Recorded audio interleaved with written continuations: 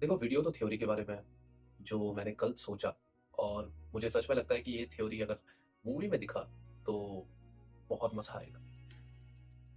पर दुःख भी है एक बात का और वो है डूम्सडे में हमारे सबसे चहीते स्पाइडरमैन की मौत। ये वो स्पाइडरमैन है जिसने हमें सुपर हीरो दुनिया से इंट्रोडक्शन करवाया।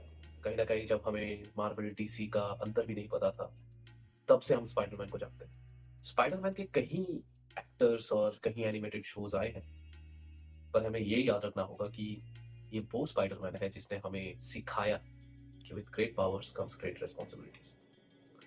बचपन में जब मुझे इंजेक्शन लगाया जाता था ब्लड टेस्ट के लिए, हमेशा मुझे बताया जाता था कि आज दोपहर को स्पाइडरमैन की मूवी लगने वाली है। कौन से भाषा में लगने वाली है, कौन से चैनल में लगने वाली है, मैं नहीं पूछता था। मैं बस खुश हो जाता था और इंजेक्शन लगाने दे देता था। एक होप का सिंबल था स्पाइडरमैन। अब देखो, स्पाइडरमैन कहीं नहीं जा रहा, पर वो स्पाइडरमैन जा रहा है जो स्पाइडरमैन हमारे दिल के सबसे पास है। देखो, ये वीडियो मैं ऐसे ही इमोशनल नहीं बनाना चाहता था, बट हम लोग एक्साइटेड तो है डूम्सडे को देखने के लिए, क्योंकि उसमें कई हीरोज, आरडीजे का रिटर्न, ये सब कुछ सोच के बहुत फैसिनेटिंग लग रहा होगा, बहुत बढ़िया लग रहा होगा। पर हमें ये भी नहीं भूलना कि हम क्या क्या खोने वाले हैं, क्योंकि एंड गेम के वक्त भी हमें नहीं पता था कि हम किसको खोने वाले हैं। पर अब तो हमें पता भी है, पर फिर भी हम एक्साइटेड हैं। कैसे डूम्सडे में सैम राइमी के यूनिवर्स को मिटते हुए दिखाया जाएगा, क्योंकि ये रियलिटी है। हम सबको पता है, जिसने भी कॉमिक्स पढ़ा है और जिन्होंने नहीं भी पढ़ा है, उनको भी थोड़ा बहुत आइडिया होगा कि इनकर्शन एक बहुत ही बड़ा टॉपिक है और इम्पॉसिबल बात है कि टॉबी मैगवायर एक्समैन से लड़के अपनी दुनिया को बचा ले। क्योंकि अगर वो एक्समैन को हरा भी दे, जो कि पॉसिबल नहीं है, पर फिर भी अगर वो उनको रोक भी ले, अगर उनको समझा भी ले, क्योंकि दोनों साइड ही हीरोज के हैं, वो अपनी अपनी दुनिया को बचाना चाहते हैं, पर वो दुनिया को नहीं बचा पाएंगे। शायद एक्समैन की सुपर हीरोज उसकी दुनिया को तबाह ना करे, बल्कि वो दुनिया एक दूसरे के साथ लग के ही खत्म हो जाए, जैसे कॉमिक्स में होता है। कॉमिक्स में एक दुनिया दूसरे दुनिया से लग के इंकर्शन होके खत्म हो जाती है। पर अभी जो मेन बात है कि डूम्सडे में क्रिएटर्स हमें टॉबी मैगवायर के स्पाइडरमैन को कितना दिखाएंगे। वो पहले 5 मिनट, 6 मिनट, 8 मिनट में खत्म कर देंगे, जैसे उन्होंने थॉर को दिखाया था इन्फिनिटी वॉर में। कोई फाइटिंग नहीं दिखाई थी, बस दिखाया था कि थॉर अधमरा पड़ा हुआ है, लोकी वहां पे खड़ा हुआ है, फिर लोकी मर गया, फिर हल्क को अर्थ में भेज दिया गया, थॉर को स्पेस में फेंक दिया गया। तो ऐसे तरीके से अगर टॉबी मैगवायर के दुनिया को खत्म होते हुए दिखाया गया, तो ये बहुत बुरा होगा। कि टॉबी मैगवायर की दुनिया को खत्म होते देखने से पहले हम लोग उसकी कहानी को खत्म होते हुए देखें। तुम्हें क्या लगता है, तो मुझे कमेंट में बताओ। अभी थ्योरी स्टार्ट करते हैं, क्योंकि अगर डूम्सडे में पहले 10 से 15 मिनट के अंदर भी अगर उनको दिखाया गया, उनकी कहानी को कंप्लीट किया गया और उसके बाद बताया गया कि इनकर्शन स्टार्ट हो गया है, तो वो फिर भी एक अच्छी खासी एंडिंग होगी। क्योंकि सैम राइमी का यूनिवर्स कोई ऐरा गहरा यूनिवर्स नहीं है कि तुम ऐसे ही उसको खत्म कर दोगे। उनको लड़ते हुए दिखाया जाए और उनकी जो बाकी बची स्टोरी थी उसको छोटा सा करके भी हो, पर बताया जाए। देखो, टाइम ट्रैवल तुम्हें पता होगा कि किस तरीके से काम करता है एमसीयू में या टीवीए में, कि अगर कोई टाइम ट्रैवल करके वापस जा रहा है, तो वहां पे कोई पास्ट बदल के फ्यूचर नहीं बदल सकता। यानी ये बैक टू द फ्यूचर वाली कहानी नहीं है, बल्कि ये एक ऐसी कहानी है जहाँ पे एक ब्रांच टाइमलाइन तैयार हो जाता है। तो यहाँ पे जो स्टोरी मैं बताने वाला हूँ, वो तुम ऐसे ही मान लो कि ये कोई व्हाट इफ स्टोरी हो सकती है, पर मैं चाहता हूँ कि ये डूम्सडे में दिखे। इस मूवी में शायद टॉबी मैगवायर के पीटर पार्कर या स्पाइडरमैन से भी ज्यादा इंपॉर्टेंट विलियम डेफो का नॉर्मन ऑसबॉर्न हो। कैसे, मैं बताता हूँ। तुम्हें याद होगा नो वे होम में क्या हुआ था। नॉर्मन ऑसबॉर्न को सही कर दिया गया था, उसके गॉब्लिन बनने के ट्रेड्स को खत्म कर दिया गया था, उसको क्योर कर दिया गया था।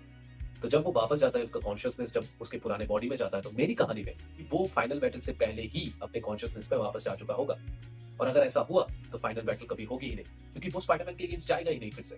क्योंकि टॉबी मैगवायर का स्पाइडरमैन अब उसके लिए सिर्फ पीटर पार्कर अपने बेटे का दोस्त या फिर इस तरीके का कैरेक्टर नहीं होगा, वो उसके लिए एक सेवियर होगा।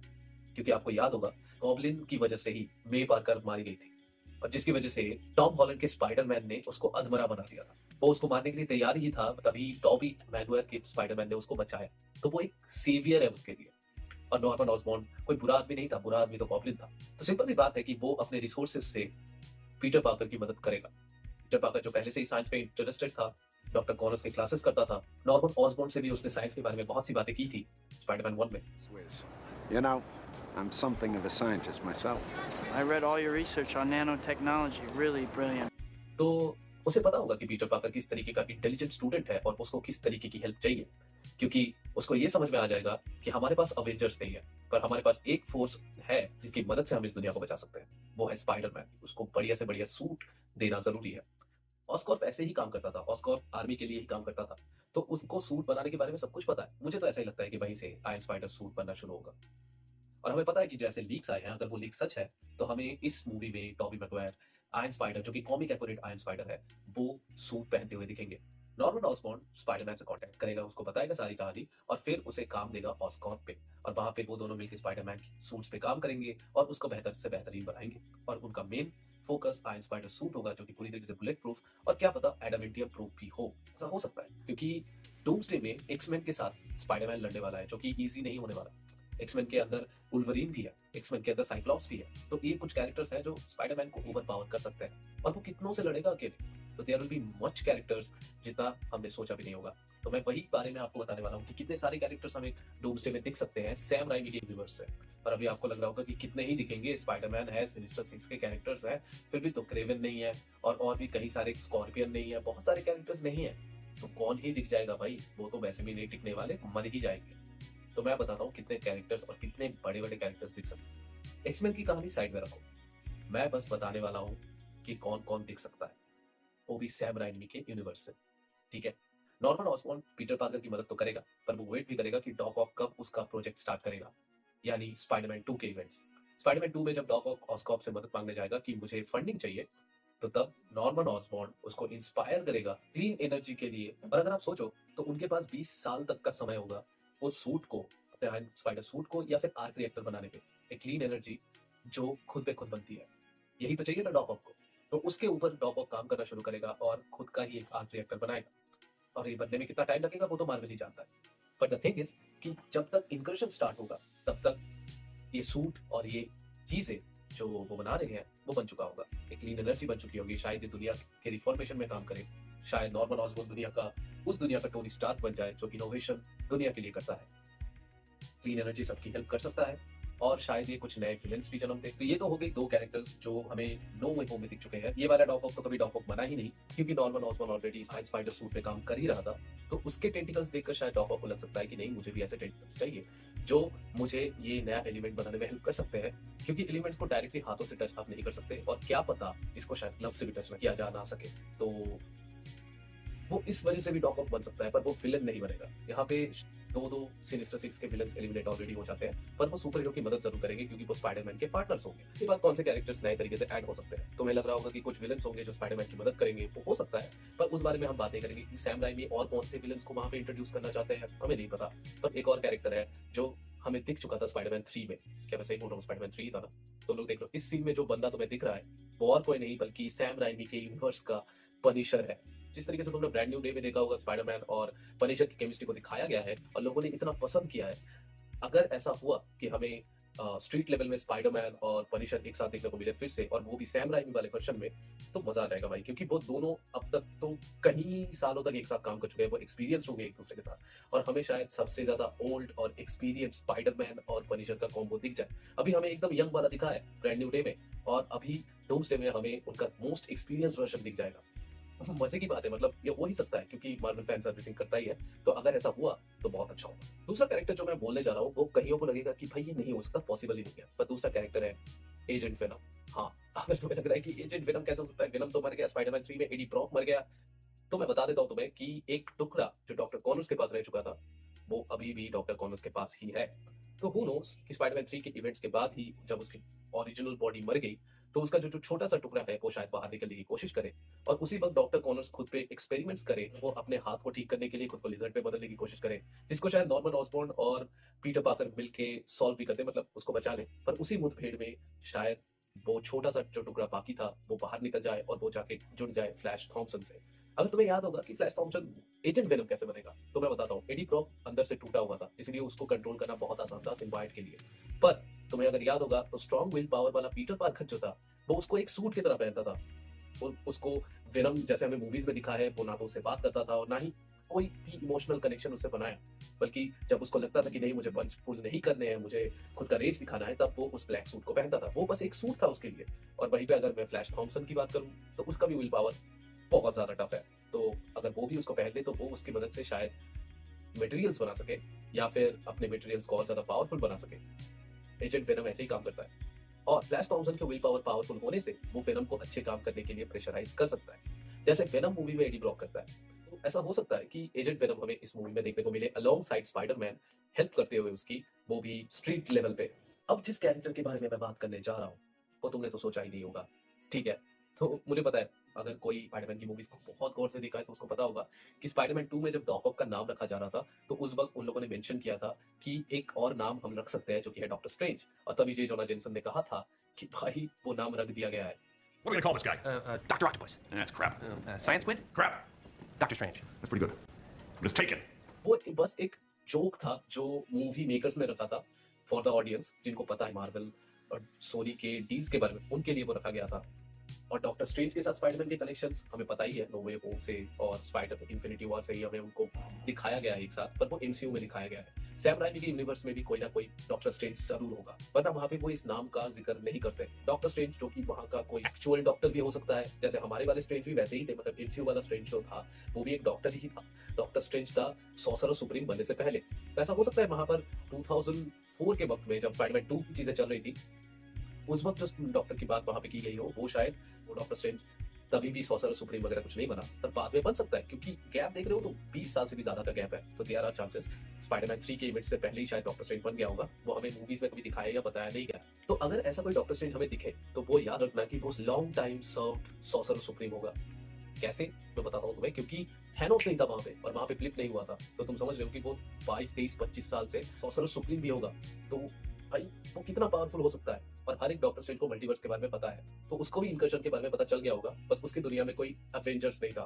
तो वो शायद कांटेक्ट करेगा स्पाइडरमैन से, या वो देखेगा स्पाइडरमैन उनके लिए लड़ रहा है, वो भी एक्समैन से, तो समझ लो, क्योंकि ओमेगा लेवल जो एक्समैन है उनसे लड़ने के लिए स्पाइडरमैन कैपेबल नहीं है, वो कितना भी ताकतवर हो, उनसे लड़ेगा डॉक्टर स्ट्रेंज। उसको दूसरे मल्टीवर्सल डॉक्टर स्ट्रेंजेस के बारे में भी पता होगा, और उसको पता होगा कि क्या होने वाला है और कैसे एक दुनिया का डॉक्टर स्ट्रेंज डॉक्टर डूम की मदद करेगा इस दुनिया को फिर से स्टेबलाइज करने में। तो वो अपनी दुनिया के साथ ही मिट जाएगा, क्योंकि हमें पता है कि डॉक्टर स्ट्रेंज अपनी दुनिया का सेवियर है, वो एक अर्थ का सेवियर है। तो अगर वो अर्थ ही नहीं बचेगा तो उसके जिंदा रहने का कोई मतलब नहीं है। उसको सॉर्सरर सुप्रीम इसलिए बनाया गया था ताकि वो अपनी दुनिया को बचा सके किसी भी बाहरी थ्रेट से, पर वो उसमें फेल हो जाएगा और इनकर्शन हो जाएगा, तो इससे क्या होगा, वो अपनी जान ले लेगा, या फिर शायद खुद को और कुछ लोगों को पॉकेट डायमेंशन में बचाने की कोशिश करे, जिसमें शायद पीटर पार्कर की बेटी और पीटर पार्कर की वाइफ मेरी जेन वाटसन भी रहे। वी डोंट नो, क्योंकि हमने 40 में देखा था कि उसने बचाने की कोशिश की थी एक छोटे से पॉकेट डायमेंशन बनाकर, पर वो अकेला ही वहां पे रह गया था। तो ऐसा हो सकता है कि वो अपने भी इस बारे अर्थ को भी वैसे बचा ना सके, पर एक पॉकेट डायमेंशन बना ले जिसमें वो लोग, कुछ लोग जिंदा रहे, जिनमें शायद नॉर्मन ऑसबॉर्न और डॉक ऑक भी रहे और हैरी ऑसबॉर्न भी रह सकता है, क्योंकि हमें पता है कि वो, उनको इनकर्शन के बारे में पता है, उनको पता था कि किसके साथ जाने पे वो बच सकते हैं, इसलिए उनके बचने के चांसेस है और बाकी दुनिया के नहीं। तो इसलिए मैं बोल रहा हूँ कि ये कैरेक्टर्स जिंदा बच सकते हैं, और बाद में शायद जब सब कुछ ठीक हो जाए और जब फिर से मल्टीवर्स बन जाए, जो कि कॉमिक्स में भी हुआ था, मल्टीवर्स बन गया था फिर से, तो तब इनको अपनी दुनिया वापस मिल जाए। पर अभी बात ये हो रही है कि इनकर्शन होगा और आखिरी वक्त पे पीटर पार्कर स्पेसशिप में कैसे पहुंचेगा, वो इसी तरीके से पहुंचेगा क्योंकि डॉक्टर स्ट्रेंज उसको पहुंचाएगा। अगर तुमको याद होगा तो पीटर पार्कर और बाकी जो गार्डियंस ऑफ द गैलेक्सी के कैरेक्टर्स थे एंड गेम में, उनको डॉक्टर स्ट्रेंज डायरेक्ट टाइटन से लेके आते हैं अर्थ पे। अगर वो पॉसिबल है तो अर्थ से एक स्पेसशिप पे क्यों नहीं? ऐसा हो सकता है कि वो स्पेसशिप पे जाके स्पाइडरमैन को डाल दे और स्पाइडरमैन जब उसको बुलाए तो वो कहे कि मैं यहाँ सबको सेफ रखता हूँ, तुम जाके ये मल्टीवर्सल वॉर लड़के आओ। तो हाँ, हमें डूम्सडे में स्पाइडरमैन एक्समैन के हाथों को मरते हुए नहीं दिखेगा, क्योंकि हमें वो ऑलरेडी स्पेसशिप पे दिख चुका है और स्पेसशिप से वो डॉक्टर डूम से लड़ने जाएगा और शायद वो डॉक्टर डूम के हाथों मरे, या शायद डॉक्टर डूम से लड़ते लड़ते वो एक्समैन वुल्वरीन से फाइट करे, जो कि इस फोटो में भी है। क्योंकि पनिशर, स्पाइडरमैन, डॉक्टर स्ट्रेंज और ये सारे कैरेक्टर्स जब एक साथ आते हैं ना तो बहुत बवाल मचता है और फैन सर्विसिंग भी बहुत बढ़िया होती है। अब बस बात ये है कि कौन प्ले करेगा डॉक्टर स्ट्रेंज को, क्योंकि लास्ट टाइम मुझे जब याद है मल्टीवर्स ऑफ मैडनेस में जब डॉक्टर स्ट्रेंज को डॉक्टर स्ट्रेंज के सेम एक्टर प्ले कर रहे थे ना, तो तब वो फैंस को बिल्कुल पसंद नहीं आया था। उनको लगा था कि डिफरेंट डिफरेंट एक्टर्स को डॉक्टर स्ट्रेंज को प्ले करना चाहिए था, एटलीस्ट एक तो डिफरेंट होना ही चाहिए था, पर ऐसा हुआ ही नहीं। तो इसलिए फैंस भी नाखुश थे और इस बार शायद वो हो जाए, क्योंकि सैम राइमी का जो डॉक्टर स्ट्रेंज होगा सैम राइमी के यूनिवर्स का, वो बहुत ही बूढ़ा होगा, उसकी एज ज्यादा होगी, क्योंकि टॉबी मैगवायर की भी एज बहुत ज्यादा है, टॉबी मैगवायर की स्पाइडरमैन की भी एज बहुत ज्यादा थी। तो सिंपल सी बात है, एमसीयू वाले डॉक्टर स्ट्रेंज से तो कहीं ज्यादा बूढ़ा होगा, एज में ज्यादा होगा और एक्सपीरियंस में भी ज्यादा होगा, तो उसको ज्यादा से ज्यादा पावर्स भी रहेंगी और शायद वो कुछ एक्समैन को अकेले ही संभाल ले। इस तरीके से स्पाइडरमैन को टाइम मिल जाएगा और वो दुनिया को बचाने की कोशिश में लगा रहेगा। पर जब आखिर में दुनिया बच नहीं पाएगी तो तब डॉक्टर स्ट्रेंज उसको स्पेसशिप पे भेज देगा और खुद को एक पॉकेट डायमेंशन के अंदर उसके बिलव्स के साथ बंद कर लेगा, ताकि वो जब तक सब कुछ ठीक हो जाए तब तक सबको सेफ रख सके। ये सब कुछ हो सकता है। Don't give me hope. तो ये सिर्फ एक व्हाट इफ स्टोरी थी, या फिर इसको एज अ फैन थ्योरी मान सकते हो। तो ये वीडियो अगर अच्छा लगा तो शेयर कर देना अपने उन फैन थ्योरी वाले दोस्तों के साथ जो फैन थ्योरीज पे बात करना बहुत ज़्यादा पसंद करते हैं। एंड सब्सक्राइब करना इस चैनल को, क्योंकि अब मैं कोशिश करूंगा टॉपिक के ऊपर टॉपिक वीडियोस बनाने की, और बहुत ही जल्दी मैं स्पाइडरमैन के उन कॉमिक्स के बारे में बात करने वाला हूँ जिन कॉमिक्स में उसने डिफरेंट कैरेक्टर्स के साथ कोलैब किया है। चैनल को सब्सक्राइब कर देना। My name is Avish Syed and मिलेंगे नेक्स्ट वीडियो में। तब तक के लिए गुड बाय। सलामी super heroes. This man, Sam Raimi, and this guy, they made Spider-Man. It couldn't have been what it was without this guy. He is the greatest. Thank you, Sam. And I'm a jealous guy. I wanted to be Peter Parker. So if I say how good he is, you can believe me. Hey, thanks so much, Phil. Thank you. All right, now stop hogging my act.